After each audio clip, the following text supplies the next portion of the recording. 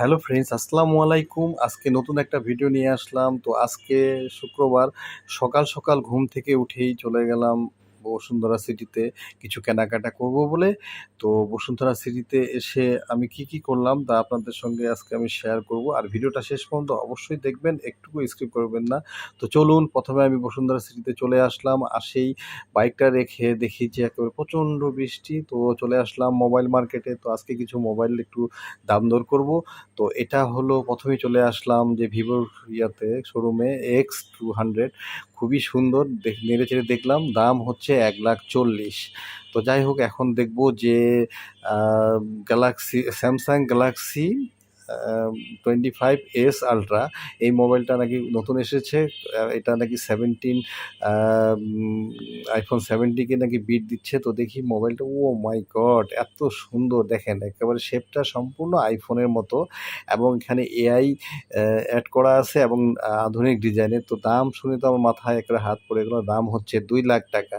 তো কি আর করা যাবে, আমাদের মধ্যবিত্ত ফ্যামিলির মানে এই 2,00,000 টাকা দিয়ে 1,40,000 টাকা দিয়ে মোবাইল কেনা মানে কয় মাসের স্যালারি, সেটাই একটা ব্যাপার। যাই হোক, তাহলে আর কিছু খেতে হবে না। তো অবশেষে মোবাইল-টোবাইল দেখলাম, দেখে টেখে চলে আসলাম বাহিরে। আবার আসে দেখি যে বৃষ্টি।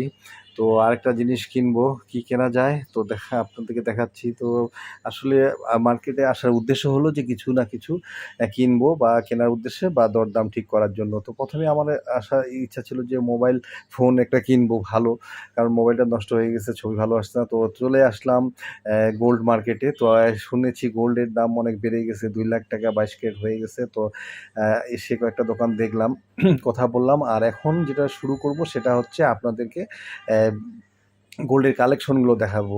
কারণ এই যে দেখেন যে কত সুন্দর সুন্দর, কত বড় বড় গোল্ডের একেবারে মানে গহনা, যা দেখলে একেবারে মাথা একেবারে মানে অন্যরকম হয়ে যায় এবং চোখগুলো জ্বলজ্বল করে, যে মনে হয় যে এরকম যদি একটা যদি গহনা কিনে বুকে দিতে পারতাম।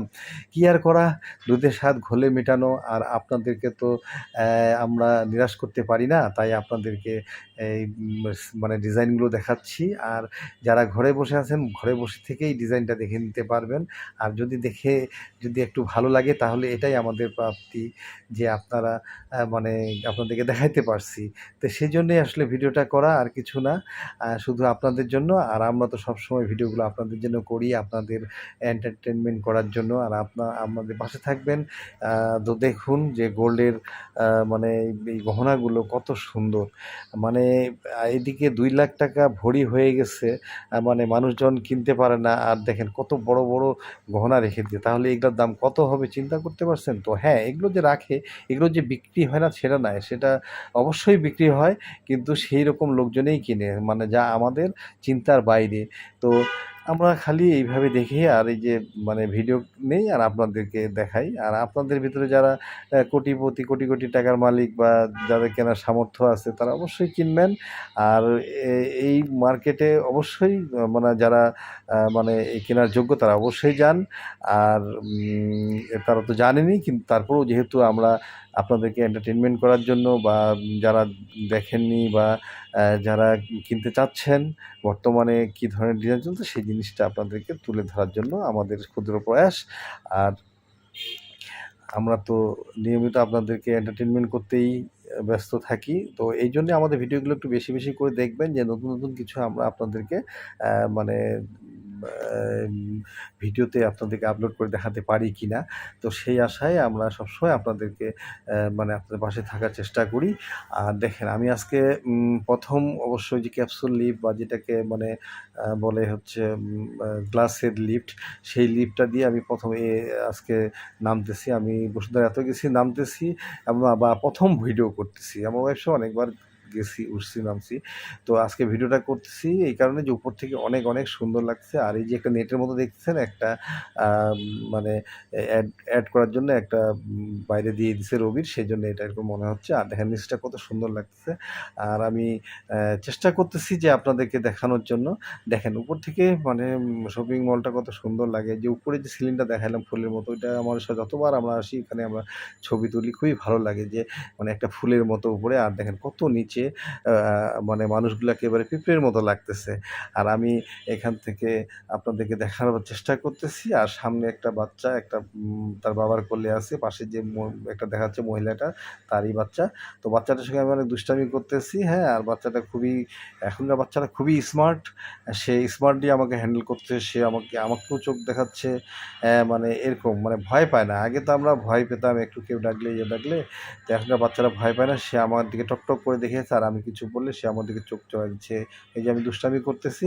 তো ভালোই লাগতেছে যে মাঝে, মাঝে লিফটটা আটকে যাচ্ছে এই কারণে যে মানে মানুষ উঠতেছে, কেউ নামতেছে। এইজন্যেই মানে লিফটটা কোনো সময় থেমে যাচ্ছে, কোনো সময় চলতেছে। তো এইভাবে করে আমি যতটুকু পারছি মানে ভিডিও নিচ্ছি আর বাচ্চাটার সঙ্গে দুষ্টামি করতেছি। আর বাচ্চাটা খুব মজা পাচ্ছে, কিন্তু আমাকেও সে চোখ রাঙানি দিচ্ছে। তো আসলে এখনকার বাচ্চারা আসলে মানে আরেকজনের চোখে চোখ দিয়ে রেখেই কথা বলতে পারে। মানে এরকম একটা মানে সিচুয়েশন চলে এসেছে। আসলে এটা যুগের হাওয়া।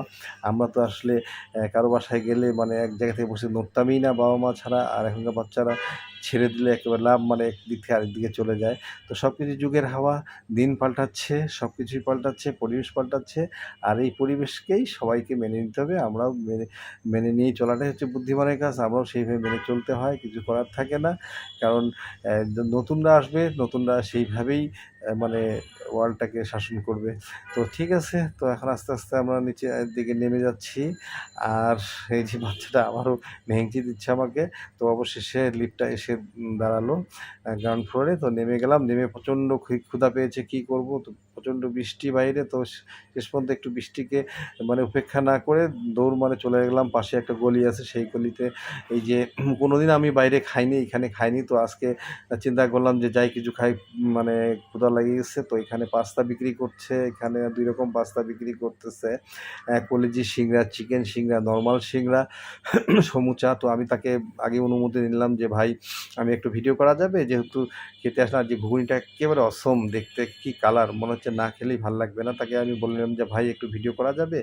সে বলল যে, "অবশ্যই করবেন, কিন্তু আমাকে নিবেন না।" তো আজকাল এমন হয়ে গেছে যে পট করে কারো ভিডিও নেওয়া যায় না। ভিডিও নিলে আসলে অনেক রকম কথা শুনিয়ে দেয়। যারা আমাদের মতো কনটেন্ট ক্রিয়েটর বা যারা ইউটিউব করেন বা টিকটক করেন বা ইনস্টাগ্রাম করেন, তারা অবশ্যই এরকম পরিস্থিতির শিকার হয়েছেন যে ভিডিও নিলে পট করে বলে যে, "কেন ভিডিও নিলেন? ভিডিও নেওয়া ঠিক না, অমুক না, তমুক না।" মানে মানুষ এত আইন শিখে গেছে। আসলে আইনের প্রয়োগ কিন্তু সেইভাবে হয় না, বা আইনের বালাই নাই প্রয়োগের, কিন্তু আইন শিখে গেছে মানুষরা। তো পট করে ভিডিও নিতে দেয় না। আবার অনেক সময় দেখা যায় কোনো রিক্শাওয়ালার চলে আসি, তার যদি ভিডিও নেই, তাহলে সে পট করে বলে যে, "মামা, আমার ভিডিওটা ডিলিট করে দেন। কারণ আমি তো ঢাকা সরে আসছি, রিক্সা চালাইতে বাসায় জানে না। তো এটা সবাই ছড়ায় যাবে।" তো এরকম এই ঘুগনিওয়ালাও সেম তাই। সে বলল যে, "ভিডিও নিয়েন না।" তার মানে বুঝলাম যে সে তার দেশের বাড়িতে জানে সে বড় কিছু চাকরি করে। তো এরকম সব জায়গায় মানে আসলে আমরা কে কী করতেছি সেই জিনিসটা হাইড করার জন্যই ম্যাক্সিমাম আসলে ভিডিওটা নিতে দেয় না, সেটা আমি বুঝতে পারি। তো যাই হোক, আমিও তার ভিডিও নিলাম না। তো পরে আমি আসার সময় ফাঁকা ছিল, এখন অনেক লোক জমা হয়ে গেল। তো যাই হোক, ভিডিও নেওয়ার তাহলে তার এত কাস্টমার এসেছে, সে ভুলেই গেছে যে মানে তার ভিডিও নিচ্ছি। আমি তো আসলে তার ভিডিও নিতে চাইনি। আমি চাচ্ছিলাম যে সে জিনিসগুলো নিয়ে কীভাবে পরিবেশন করছে সেই জিনিসটা দেখানোর জন্য। তো আমি আসার পরে কিন্তু অনেক কাস্টমার চলে আসলো। আগে একদম কাস্টমার ছিল না। তো আমি দেখেছি, যখন আমি বা আমার ওয়াইফ যখনই আমরা কোনো ফাঁকা দোকানে বা কোনো কেউ নেই যদি যাই, তো সেখানে কিন্তু অটোমেটিক্যালি দেখা যায় যে ২-৪ টা কাস্টমার চলে আসে। তো আমি আসার পরে সে বেশ কিছু বিক্রি করলো, দেখেন না, বাস্তা খেয়ে ফেললো। আমি তো ভিডিও নিচ্ছি। তারপরে ওইদিকে একটা ছেলে-মেয়ে আসলো, তার বিক্রি কিন্তু বেড়ে গেল। তো আমিও একটা সিংড়া খেলাম। তো সিংড়া খেলাম, চিকেন সিংড়া। তো সিংড়ার কিন্তু আসলে চিকেনের চও পাইলাম না। খেলাম কিন্তু খালি আলুয়ে ভরা। তো আসলে খাবারের মানটা খুবই খারাপ। একদম ভালো না, কিন্তু দেখতে অনেক, অনেক মানে সুন্দর এবং ইয়ামি বুঝায়। তো এই যে এই লোকটা সস দিয়ে চিকেন রোল খাচ্ছে। তো আমার মনে হয় না যে সব খাবার খুব একটা ভালো হবে। কারণ আমি সিঙ্গাড়াটা খেয়েই বুঝতে পারলাম যে এটা ৳২০ নিলে ৳২০ র মান না। তো যাই হোক, খেয়ে-দেয়ে মোটামুটি পেটটা একটু শান্তি পেল। তো অবশেষে আমি এই যে বৃষ্টি পড়ছে আপনারা দেখতেই পাচ্ছেন। তো আমি এখন পার্কিংয়ে চলে যাব। তো বৃষ্টিটা ফোঁটা পড়তেছে, কিন্তু এই বৃষ্টিতে আমাকে যেতে হবে, নাহলে বৃষ্টিটা সারাদিনও হয়তো থামবে না। তো আমি অবশেষে পার্কিংয়ের দিকে যাচ্ছি। তো দেখা যাক, আমি এই বৃষ্টিতেই একটু ভিজেই না হয়ে গেলাম, কারণ গিয়ে গোসল করব, যেহেতু গোসল করে আসিনি। তো পার্কিংয়ে যাচ্ছি, তো পার্কিং থেকে বাইকটা নিয়ে আমি রওনা হব। তো সেরকম চিন্তাভাবনা আছে। তো এখন দেখি, দেখা যাক, ভিতরে যাই। আপনারা দেখতেই পাচ্ছেন যে পার্কিংটা সবাই বৃষ্টিতে মানে জড়সড় হয়ে সাইডে দাঁড়িয়ে আছে, কেউ বের হতে পারতেছে না। আর একটা জিনিস কি, মানে আজকে সকালে গিয়ে দেখলাম যে মানে এই বসুন্ধরা সিটি একেবারে ফাঁকা। কারণ সকাল টাইমটাতে আসলে ভিড় হয় না, কারণ আজকে অফ ডে। ম্যাক্সিমাম লোকজন আসলে দেরিতে ঘুম থেকে উঠে, আর হয়তো জুমার নামাজ আছে, আবার নামাজের পরে হয়তো 2টার পর থেকে গোটা ঢাকা শহর একেবারে কোলাপস হয়ে যায়, মানে ভিড় জমে যায়। তো আমি এখন পার্কিংয়ে যাচ্ছি আমার বাইকটা নেওয়ার জন্যে। আমি আর থাকবো না, টাইমটা দেখলাম, দেখতেছি যে 1টা 10 বাজে, এখনও জুমার নামাজে শুরু হতে 20 মিনিট বাকি আছে, দেখি যাব। তো এখন যেতে যেতে দেখি যে আমি আসলে কখনো খেয়াল করিনি যে বাঁদিকে দেখতেছি একটা মসজিদ। তো আমার মনে হলো যে এখানে নামাজটা পড়েই যাই। তারপরে পরে চিন্তা করলাম যে এখানে নামাজ আরম্ভ হতে অনেক দেরি আছে, তো দেখি যে ফাঁকা। তার মানে এখানে আরও 20 মিনিট বসে থাকতে হবে। তো আমার বাসা কিন্তু খুব কাছাকাছি।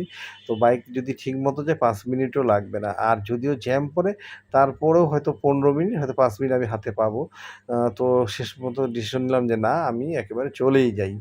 আ ভিজেই যাই, আর কাপড় তো মানে ধোয়া কাপড়, কিন্তু মানে কাপড়টা ২-১ দিন পরেছি। যাই হোক, কাপড়টা হয়তো ধুয়েই দেওয়া যাবে, বা গোসল করেই যাই, গোসল করলাম, সমস্যা নাই। তো অবশেষে আমি আমার বাইকে, আমি টেনশনে আছি, এখানে খুব হেলমেট চুরি হয়। আমি জানি আমার পরিচিত বেশ কয়েকজনের হেলমেট চুরি হয়ে গেছে। তো আমি তো বাইকটাতে হেলমেটটা রেখেছি নিচের দিকে, আড়াল করে কি যেন কেউ দেখতে না পায়। যাক, আলহামদুলিল্লাহ। অবশ্য